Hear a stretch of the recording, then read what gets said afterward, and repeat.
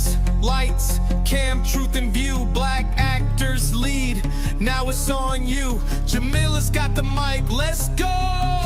Real leaders, welcome to the show!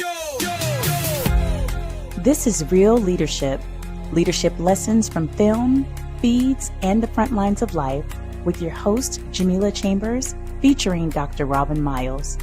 We are so excited for you to join us for this episode as we examine the Apple Plus documentary, #1 on the call sheet, featuring leadership lessons from Black actors in Hollywood.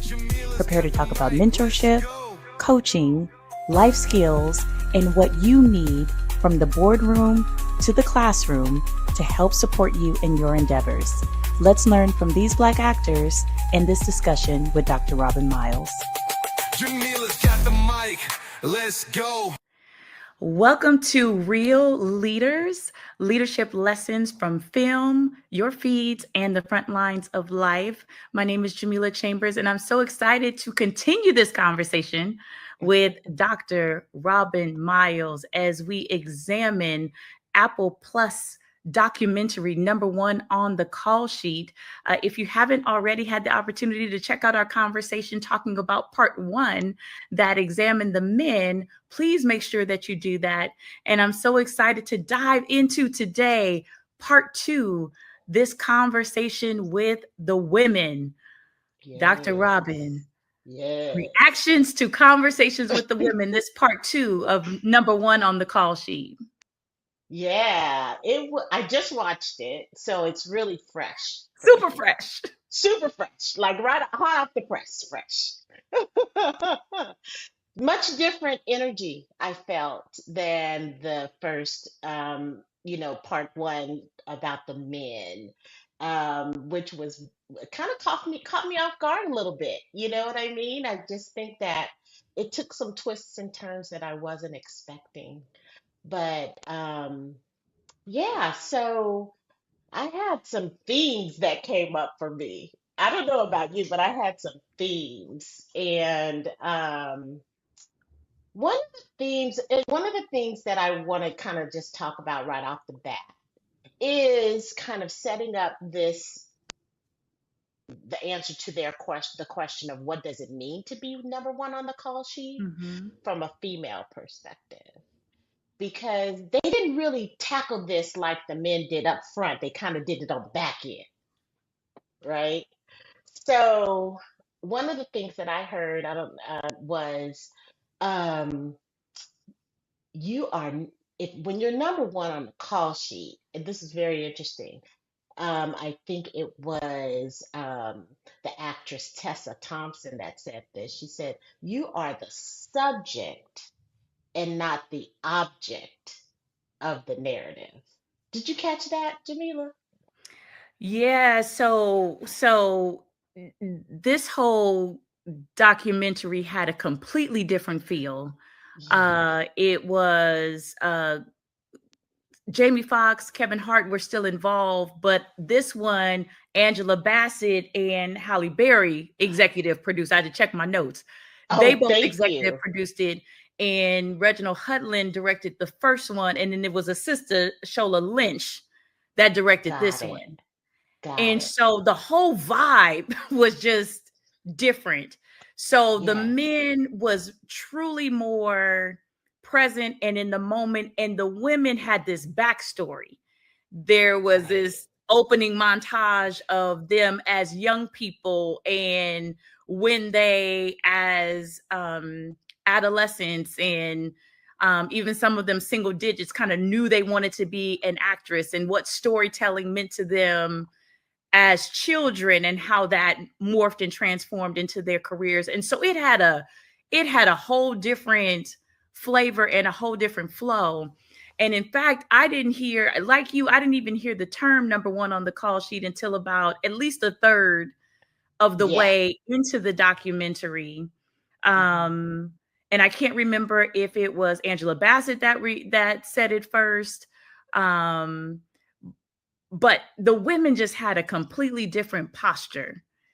Yeah. And I thought that was telling too, that men could take advantage of being #1 on the call sheet, much differently than the women did. Like even women being number one on the call sheet meant something different as a woman as it did for men. So that hit totally different. I know. This I mean, how do episode you from even the react first to one. all that, right? Like, how do you react to, like, at first, them really taking a different approach and then, kind of hitting the nail on the head in terms of how that impacts how the women showed up in the space? And it was interesting because some of the things that were the same, for example, like Hattie McDaniel got mentioned in both documentaries as being groundbreaking. So what it meant from a representation standpoint and what it meant to be number one on the call sheet in terms of inspiring actors across multi-generations, like that felt the same.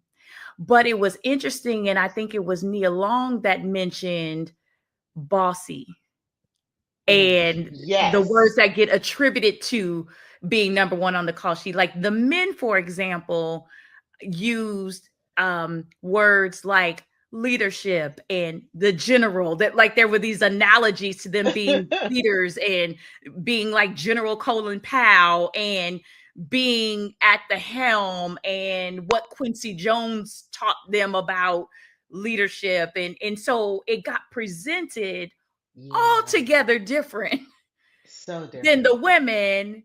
And I believe it was Nia Long, like having to say, if I'm number one on the call sheet and I'm the boss, the label and the stigma attached to being bossy or You know being, what she said? Let me tell in you what she charge, said. I remember that because I wrote it down. And she said, like, she had made a comment about liking to do her own touch-ups. doing her own touch-ups. And the producer, it sounded like challenged her a little bit. And she's like, yeah, I just like to do my own touch-ups. And she said specifically that every Black woman has been labeled difficult at some point in this industry. And it seems like she was just she's like, I don't even care anymore. I'm just going to accept that if that's how they want to label me. But, you know, what are you going to do about it? Right, Because they have to right, label you some kind of way. And, that's kind of their chosen way of diminishing, Black women's role. But yeah, like she literally had to point that out that, the manner in which they show up, if they have energy that is, boss lady, then right. it's almost ridiculed or, questioned in some way. And that's not unlike what happens in corporate America, right? Right. And to make that analogy and to trade that over, particularly in this happened in the documentary in a montage, the description of women, Black women being sassy Oh, and yes. kind of the character of being sassy. So when there's a description of Black women, and I forgot the term they use, but it was if I'm going to give an overview of what this character should be, they're labeled as sassy. It's sassy Black, and in most cases it was best friend or Yeah. so sassy. And The, I certainly took that, right? And it was the montage of them showing up and the neck rolling and the eye rolling and all those things. And I took that and I thought about that in terms of a corporate space or in terms of spaces that Black women find themselves in professional settings and Mhm. say, in most of the dominant culture's world, their exposure to Black women is through the media, through There you go. television, through film, through the way stories are told. Most folks don't have intimate exposure to Black people outside of maybe a classroom environment, a corporate environment, and their media consumption. So if the narrative Mhm. is sassy Black, and fill in the blank. And we find ourselves in corporate spaces. We find ourselves in classrooms as educators. We find ourselves in a leadership capacity in whatever way, outside of that framework and outside of that narrative. It was like I was today years old before it dawned on me. That's what I've been fighting against. That's what you've been fighting like against. That's what it felt like for decades. The storytelling of the dominant culture, when it came to people that looked like me, was sassy Black, fill in the blank. Yep. And for us too, Jamila, like, it's, since we work in this field of HR, right? It's sassy Black HR person, right? And which, to me, the way it showed up, like, in terms of a reaction of the dominant culture, when I entered into the workplace, I was greeted, like, people felt comfortable greeting me, specifically white women felt comfortable greeting me, "Hey, girlfriend." And I just didn't understand where that came from. Like, what are you talking about? Like, I don't even talk like that to my real girlfriends. And Right. they, for some, I was like, I didn't that whole understand. conversation of we are not a monolith does not happen at work. Yes. But I'm like you was today years old when I thought about, oh, they got that from this narrative of sassy Black girl, Black woman, regardless of the context you show it up in, right? They didn't think sassy Black girl on TV may be different from sassy Black girl on the street or at a concert or at work. Crazy. So what was your response to, because in the documentary there was this montage of sassy Black, so that was one through line. And then the other through line was the types of roles that were available, and they particularly followed the housekeeper, the nanny, the help. Shout out to Octavia Butler and Viola Davis. Like, literally, like they followed it through the generations of this narrative of Black women either being sassy Black, and that was a theme, or it was this theme of being in some sort of help capacity. And I believe it was Whoopi Goldberg that said, hey, we didn't play those roles because that's the roles we wanted to play. That was what was available all the way through, very, very recent days, with actors still playing those roles. How'd you respond to that? What was your gut reaction? Let me tell you how I responded to that. I honestly took a good look at how the examples, they talked about representation. Yeah. And the representation that I have witnessed in my experiences in corporate America. So there is a mirror there, right? To people feeling comfortable with Black women being in HR roles. Because it's similar to the help. Yes. It's similar to providing you all the tools, the nourishment, the education, the empowerment, the leadership, the everything you need to be successful. And they're okay with leaving you right there in that HR role and not bringing you straight up with where they are in the C-suite. But they will be dependent on you to be great, to help them to be great. And I think that's something, and not being able to see women in roles of chief operating officer, or chief marketing officer, or chief engineer, right? So that's where I started to think about how we have taken that same, those same narratives and mirrored that in business context. And, how I literally saw that when I was a younger, professional. And it wasn't until I would say maybe within the past decade Wow. that I have witnessed representation of people that look like us in the C-suite and made me feel like, oh, wow, wow, there's a chance, that we can actually get there.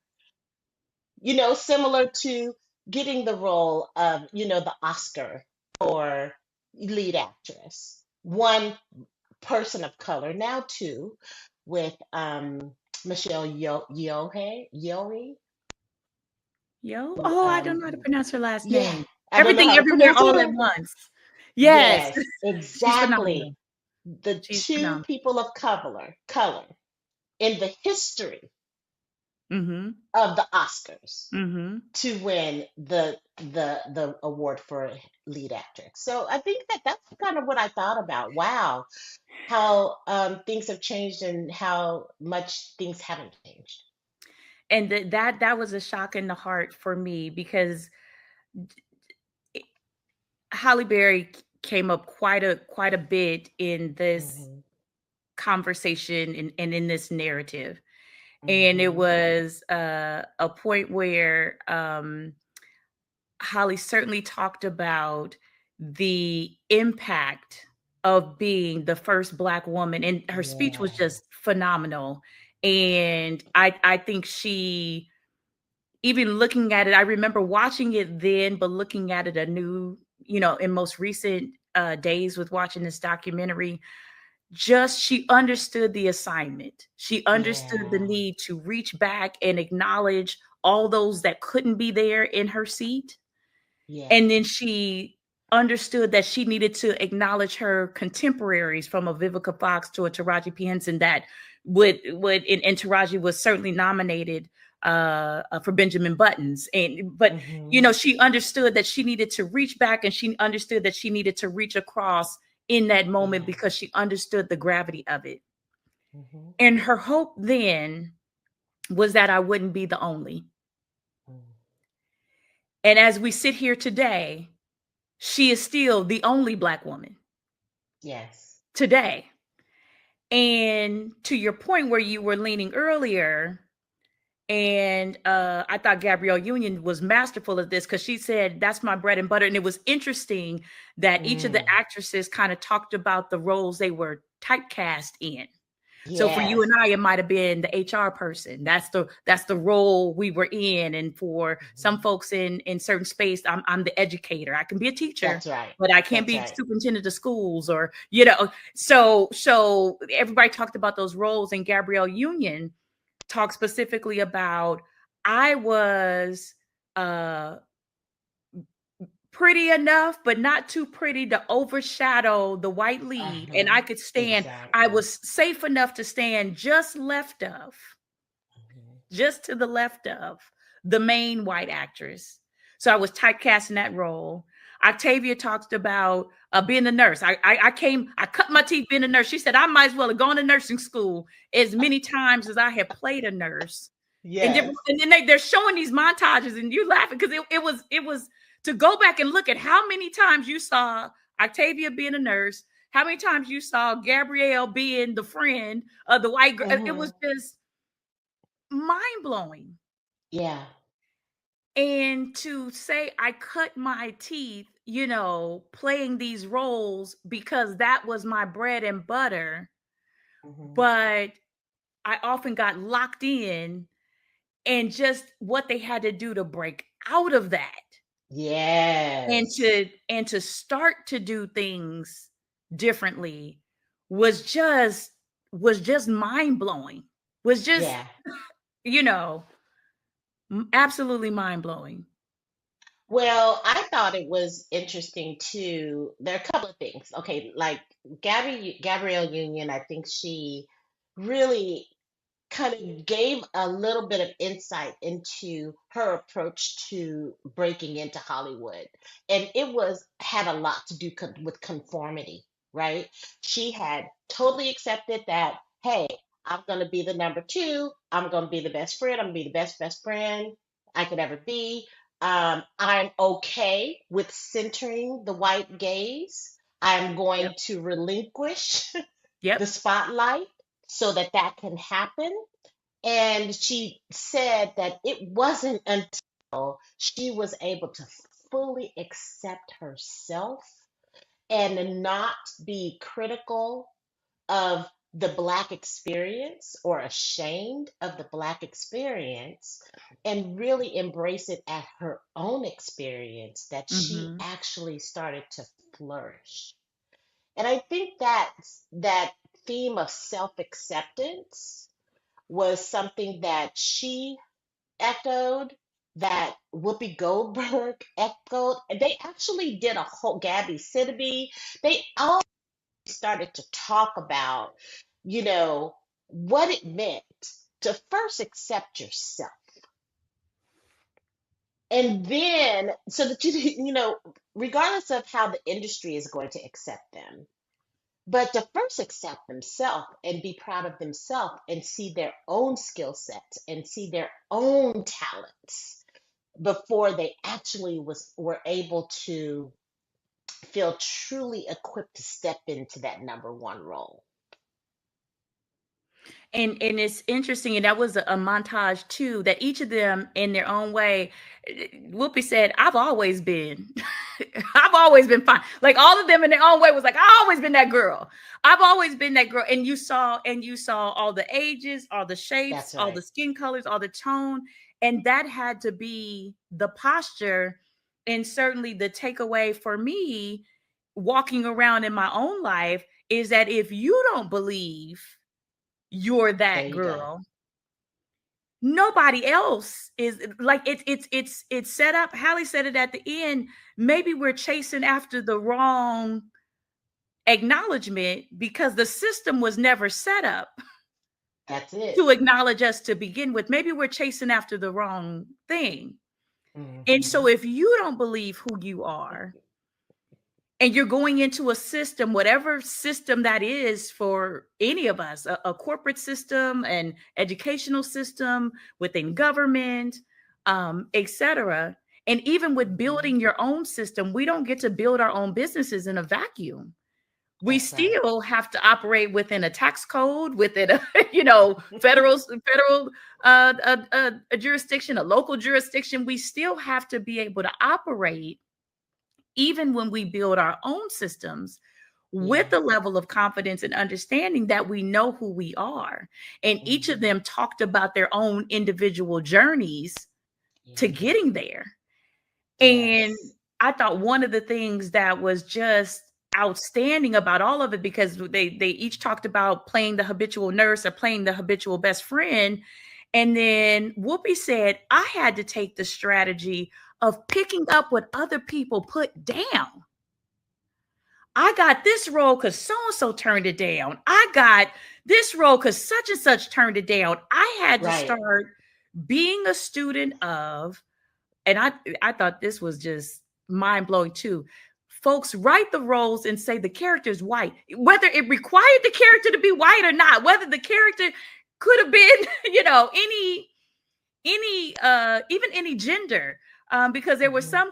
some roles that Whoopi took, I believe it was in Burglar, that was like supposed to be for Bruce Willis. So even if Right. it didn't matter the gender, or if it didn't matter the ethnicity of the character, these characters are specifically being written for white Hmm. women. And Whoopi is going and saying, "Oh, this one turned it down." Uh, uh, most famously, oh gosh, when she played the nun, that was one Sister of Act. Sister Act. Sister Act. Hmm. She said Bette Midler turned down Sister Act. So I pick up Sister Act. I go and say this was greenlit and Bette turned it down.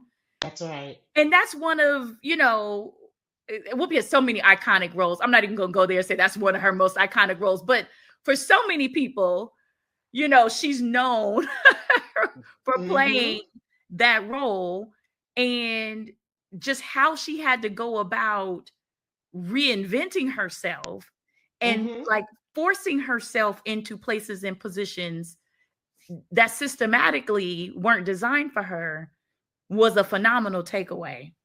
That's right. And I think Viola Davis said something very poignant about that too. She said sometimes you have to get a piece of moldy clay. She's like, some of these roles are like moldy clay, and you have to shape it into something beautiful.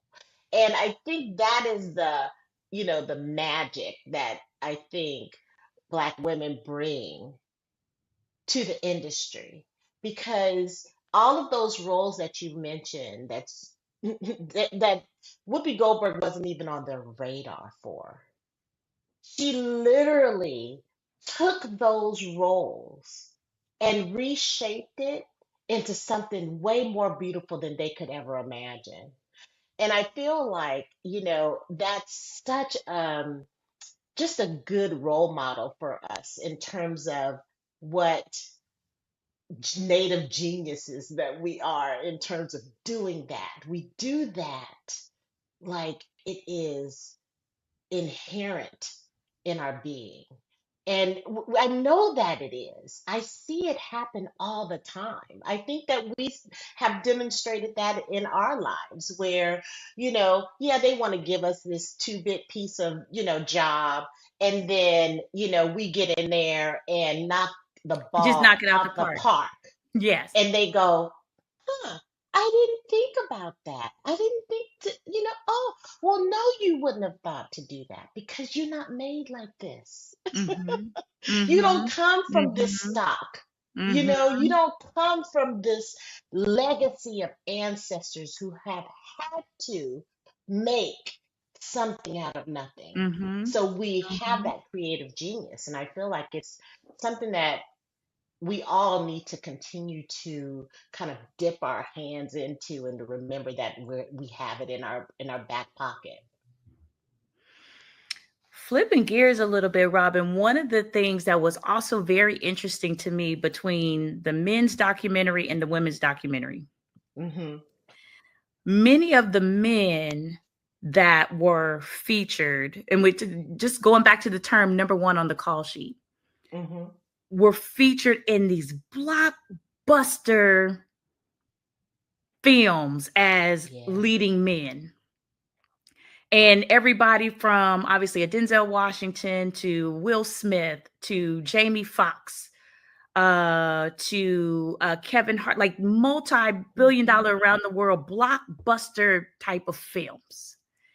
And many of the women proportionately were not in those types of films that were worldwide blockbuster, the Eddie Murphys.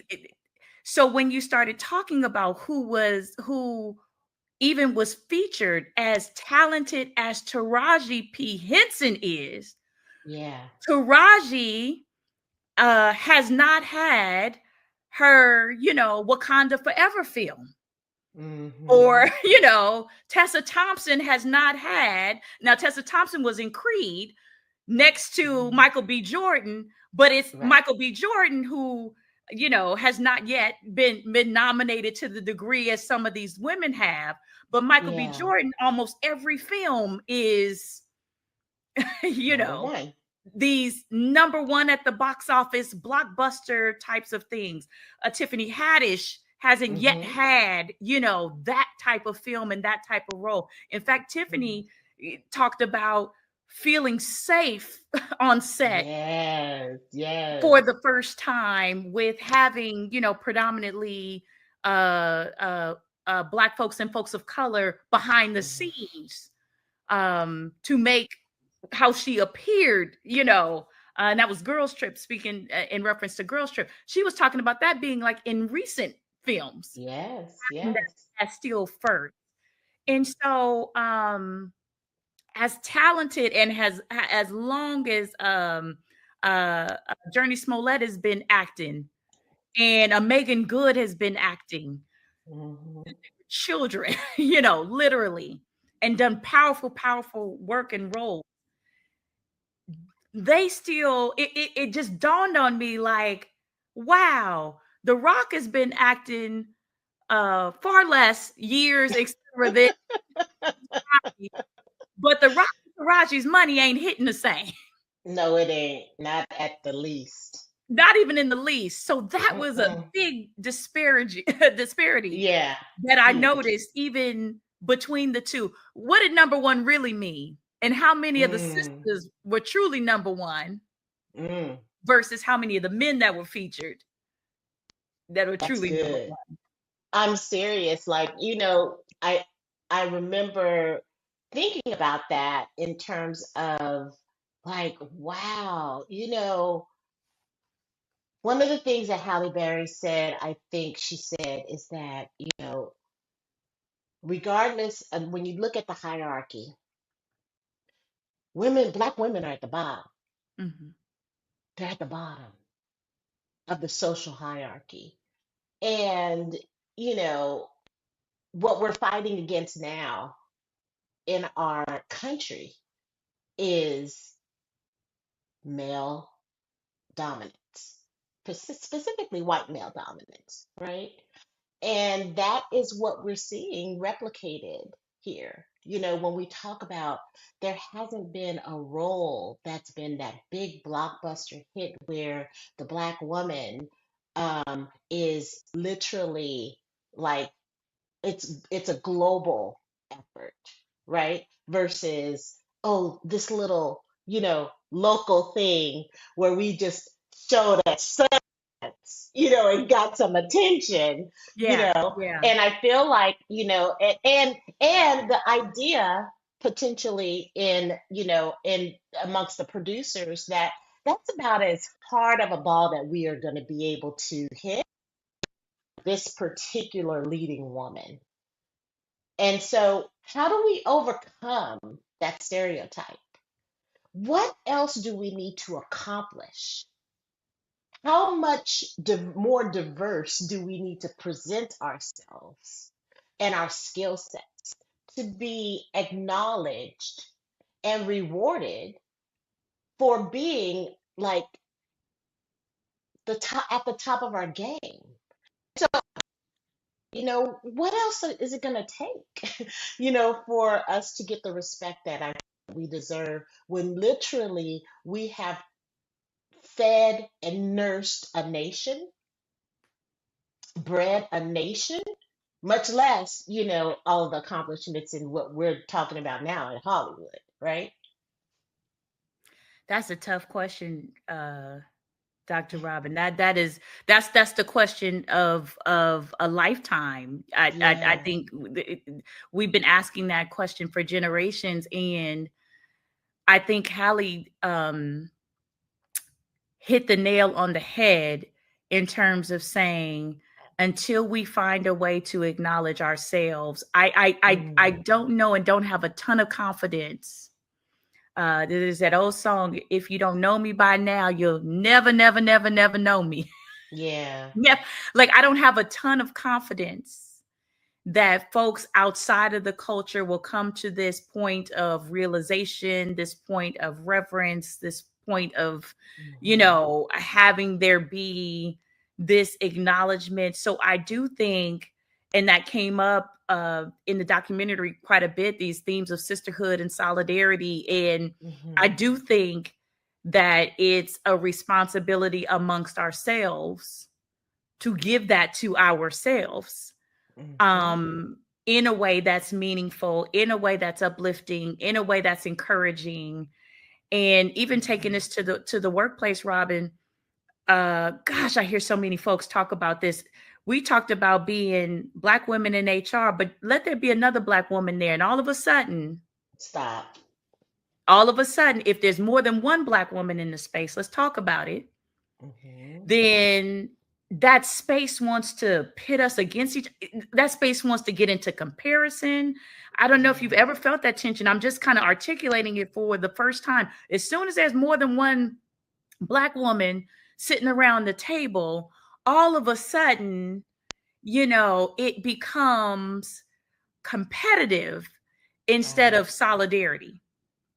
Because in many cases and in many spaces, we're accustomed to being the only one. And if we're not careful, and if we don't have the right posture amongst one another, we will create toxicity amongst ourselves before anybody else will. Yeah, I think that I kind of recall when I first entered into space. I distinctly remember, I don't know whether it was by osmosis. I don't remember being in a class where someone sat me down and said, "Look at here. 2 or 3 of y'all gathered at the water cooler. Ain't cool. You cannot allow I was because told they're that too, gonna." Robin. We've never talked about this before. I was told something similar too. And I don't really even know. I felt like it was a, like I said, an osmosis thing, but it was very clear to me that 2 or 3, 2 or more would feel threatening. Word threatening came up quite a bit in this documentary in terms of, you know, Gabrielle Union talking about being non-threatening, Yes. right? And so that kind of speaks to us having to tamp down and play small in these spaces. And so, to your point around like when that shifted, because I feel like there was a shift that happened when you started to see more Black people in the workplace. You started to see more in the same department, sometimes more managing other Black people. And specifically amongst Black women, there was some competition. I feel like, and I don't even I couldn't understand it because that wasn't true of me in my personal life. I, so I never even transferred that over in my professional life, but I felt that kind of coming from other people. And I have only just recently started to feel, and I think it's an age and maturity thing that's connected to it as well for myself, because I'm around much more mature, experienced women of color who have, formidable careers. And so there's a sense of security, like they don't have anything to prove to anyone Right. anymore. You know what I Right. mean? Right. But in my younger, maybe even just like a decade ago, I did feel a lot of that tension. And am glad that there has been some alleviation around that.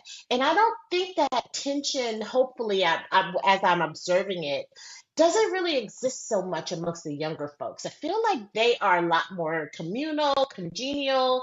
They're not as cutthroat, they don't feel like they have that chip on their shoulder like some of the Gen Xers do, Right. trying to Right. get their space in at the table, you know what I mean?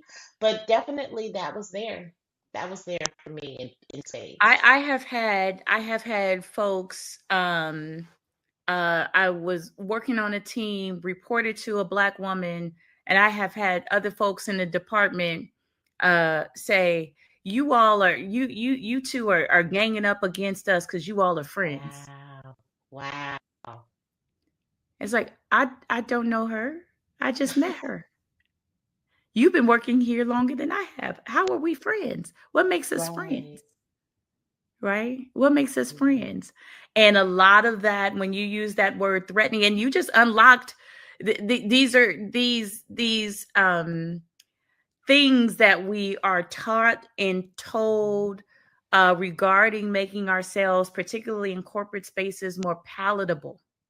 Right. To folks in the workplace, whether it's our rate of speech, our word choice, volume, You know, I'm doing good on this call. My volume is way past 10, as LL was like volume. I'm doing good. Right. I'm just trying not to blow out these speakers. Volume, just all of these things. So we're taught Mm-hmm. code switching. That's We're right. taught all of these things, particularly in corporate spaces. And a lot of that has to do with that showing up and that appearance and that um making ourselves palatable Mm-hmm. in that way. One of the things I'm gonna switch gears because you unlocked something too, Robin, a few minutes ago. Mm. And it's in comparison to the men. This really they had different vibes, and it was great to hear both of these stories. But I'm also saying, oh my goodness, as women, we have quite a bit of ways to go. When you talked about how do we get the recognition in the spaces, one of the things that came out of the men's documentary, even the fact that Jamie Foxx and Kevin Hart are the executive producers of this, Mm-hmm. the men have created their own businesses Yes. around their work in the enterprises, Mm-hmm. around their work ownership Mm-hmm. around their work. And so when you talk about a Tyler Perry is probably one of the best to ever do it, saying I'm going to be the content creator, the playwright, and I'm Right. also going to be right the studio exec, and I'm going Mm-hmm. to fund, and I'm going to greenlight the stories, and I'm going to Right. bring in the next generation of artists. And so you have seen men in different capacities, and even whether it's Kevin Hart saying I'm gonna do everything from um uh making my comedy a Mm-hmm. certain brand to opening up restaurants to selling and having brands around liquor to to movies. And so Right. this sense of enterprising Yes. around the artistry and the storytelling, That's right. whereas you don't hear outside of an Oprah, right? Um uh you don't hear in the same way the women talking about enterprising around their gifts. I grew up in South LA. My parents still live in my childhood home in what they call the Dons in Baldwin Hills. Mm-hmm. And Mm-hmm. so that particular area of LA is known for having several Black actors and actresses that, live in that community between Baldwin Hills and View Park. And shout out to Ladera Heights too. Between Yeah. those three peak mountaintops, you're going to get a substantial part of Black Hollywood, kind of Yeah. like Yeah. living in those areas. Uh-huh. But I say all that to say Black Hollywood is still living in those areas, next Mm-hmm. to my parents who are working folks, next to, other folks that are working folks, next to all these things. And so it's just an interesting phenomenon for Mm-hmm. me to witness again the way the men were able to use these same platforms, whether I started off as a comedian and now I'm doing this, or I started Mm-hmm. off, in the theater and now I'm doing this. And uh, uh, Angela Bassett, Ivy League educated, Viola Davis, Ivy League Yes, for educated. So sure. whether I Mm-hmm. started off and had those experiences, or I started off in other avenues in other ways, the Mm-hmm. enterprising around it was so different for the women. Well, I think it was also that men take license in putting it in the forefront too, because Viola Davis, she has her own production, you know, company who produce the women thing, right? We have the Ava DuVernays, we have the Shondas of the world, we have, Gabby and Taraji and all the folks who are, with the hair care. And I wine and all the other, spirits. I feel like they are actually expanding in different ways, but again, same example, they don't get the spotlight. People don't acknowledge that they're diversifying their portfolios and seeing that as enterprising and acknowledge as enterprising. We need to be seeing, and so it brings up for me, when we translate that into other income revenue generating opportunities like public speaking. We see where Trevor Noah's going all over the world, and we see where other men are really spotlighting at different conferences. Why are we not seeing that with the women? Why are our business folks not putting them forward so that we can hear their genius of their business genius? Because they're more than just actors and actresses. I know that they are. And because we are all, following them on Instagram. We see all the products, we see Right. all the things that they're trying Right. to do. Right. But again, they just don't get the play, which is so unfortunate because it's not like all of their products and all of their extracurricular, activities are directly specifically at Black folks. It's for everybody. Everybody like wine. Right. Right. So it's interesting how it just hits us in a way, in many multiple ways, right? Where we're not given the tools, and we're not given the time and spaces to create generational wealth, you know, despite many of them being single parents, right? Mm-hmm. But men, for sure, that seems to be their role, is to create general families, which is what Kevin Hart talked about doing, which is what Jamie Foxx talked about doing, right? That was the theme. So I feel like that's just yet another example of where women are not given their due. Absolutely, absolutely not. And you talked about Ava DuVernay, Issa Rae also comes to Hmm. mind. But as you're Yes. talking, I'm thinking of these sisters, and even the external enterprising being something Hmm. of the last decade. Yes, for sure. Like you being more recent years Hmm.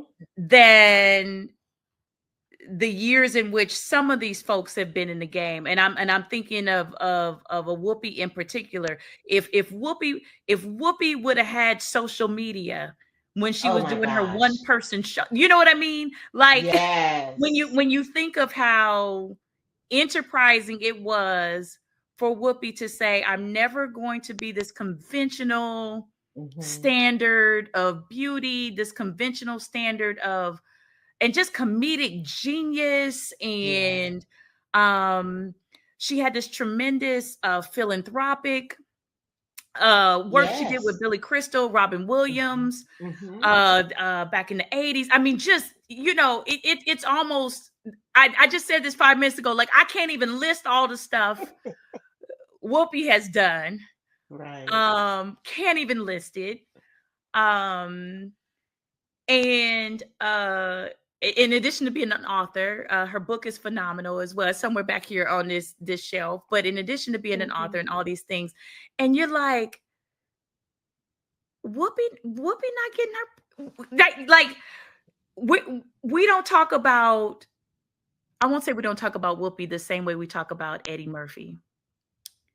There is a number. This is what I'm talking about specifically. There is a monetary number that we Hmm. talk about with Eddie Murphy Right. that we do not talk about with the Whoopi Goldberg. Absolutely. And that shouldn't be. I was like, Whoopi's in a class by herself. She So is is, but Eddie.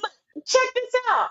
Like, Eddie Murphy was off the scene for a couple of decades, came back on the scene at like the same level or above.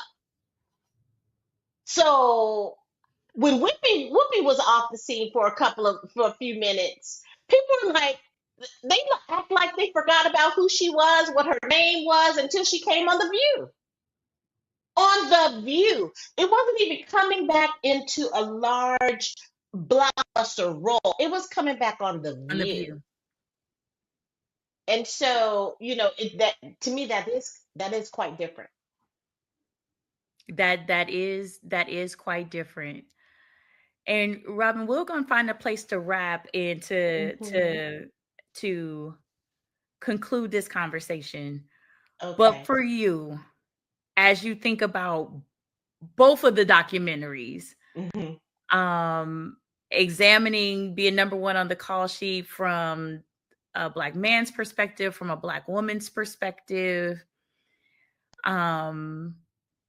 what would you say is the most important thing for someone viewing or listening to translate into their lives from a leadership perspective? Like, if they took away nothing else, what should they take away from the gems shared by these actors? Yeah.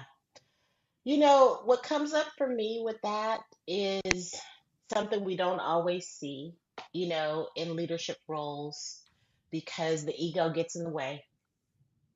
And number one for me, that is humility and never forgetting the shoulder, especially for us, never forgetting the shoulders that we are standing upon and the sacrifices that were made for us to be able to talk like we're talking right now. I mean, just to go through those montages of, let's just take Hattie McDaniel alone. It was like, wow, Yeah.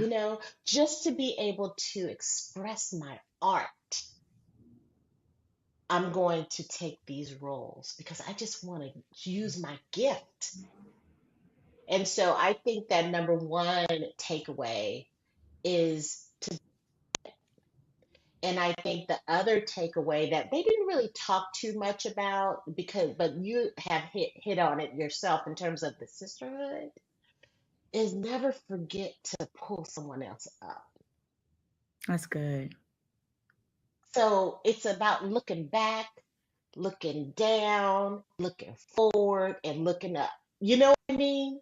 Because if we don't have that 360 view, and it sounds very, uber moralistic, Yeah. but Yeah. truth be told, we have a lot to be for. We have a lot of people that we need to acknowledge and honor that sacrifice their lives for us to live the way we live today.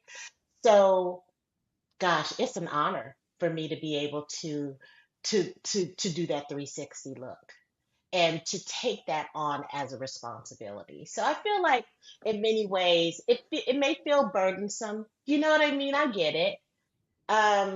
But it's a burden that I choose to be honored to have so that I can be the leader that I feel like I was put on this earth to be. How about you? Gosh, for me, it's belief, 100%. Mm, 100%. So that was the theme throughout all of these conversations was, if you don't believe in yourself, mhm. if you don't believe that you're capable, and even when I say capable, it has nothing to do with perfection. It has nothing to do with Right.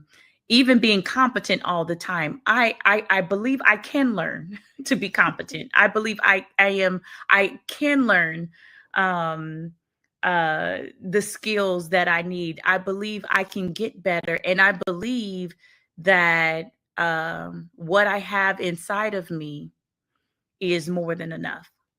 That's right. And that the world has space for me, because all of them are actors. All of them are Black actors. Many of them came through in the same generation. You saw in the women's documentary in Mhm. particular, how many of them had these films in the 90s that were rom-comish, or, so sometimes it can feel like there's an oversaturation, or that Yeah. there's not room or not space for what you have to offer in particular, but that belief came through loud and clear, that there is space, that there is room, that there is a place for every single voice, whether it's in something like film or entertainment, or as an educator in a corporate space. We could use another hair care line. Don't feel like hair care is too oversaturated. We always looking for a new gel and a new butter.